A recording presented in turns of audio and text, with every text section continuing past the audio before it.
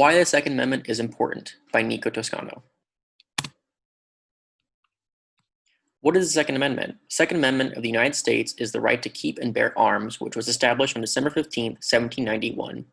It is for the people to protect their property as well as to defend themselves against tyrannical government. How many crimes occur each year? Each year, a total of 1.8 billion crimes are reported in the United States. To put in perspective, here is a breakdown of what crimes happened and when. A violent crime was committed every 24.6 seconds. One murder was committed every 30.5 seconds. One rape is committed every 3.9 seconds. One robbery was committed every 1.7 seconds. And one aggravated assault every 39 seconds. Who does the Second Amendment apply to? The Second Amendment applies to everyone. It is not just one specific gender or race.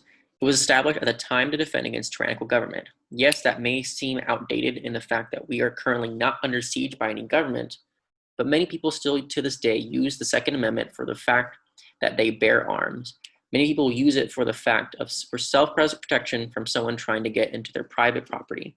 While others use it for hunting to put food on the table. Many Americans hunt for food and sport to this day.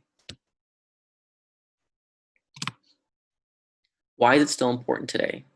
The reason why it is important today in society are two main reasons. The first main reason is the Castle Doctrine. The Castle Doctrine states that anything that you have or resides in or at your property you can defend.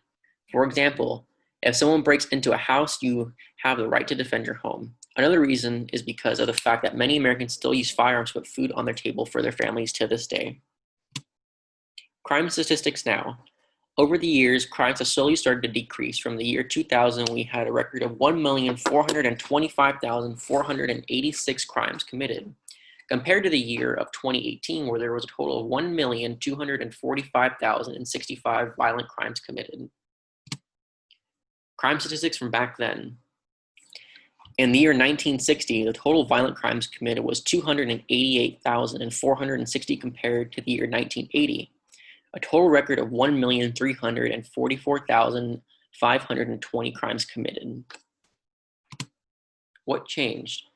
Over the years between then and now, one big change that has occurred was the teachings of firearms and how they are used.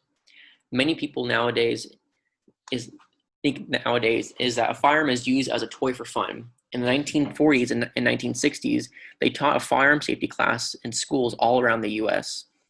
Children from an early age were taught that a firearm should be respected and not used in an unsafe manner. They were taught the ins and outs of a firearm and how to take it apart and put it back together. They're taught that when you use the firearm and what happens when you pull the trigger. What needs to happen? What needs to happen is the idea of firearm safety brought back to public schools. If we are able to teach our kids about proper firearm safety and teach them what happens when a firearm is used, we can start to prevent crime rates going higher. Many Americans don't understand the Second Amendment. Growing up in my household, you are taught how to respect firearms and what they're used for. Not once have I negligently misused a firearm because of, at a young age, I was taught how and when to use a firearm. If we are able to start teaching our younger generation of how and to use a proper arm firearm, we can then start them at a young age and teach them why it is important to have this security and safety from this and what we can learn from it.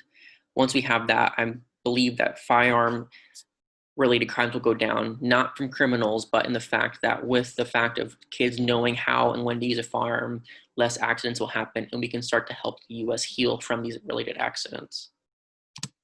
Here are my citations. Thank you for listening.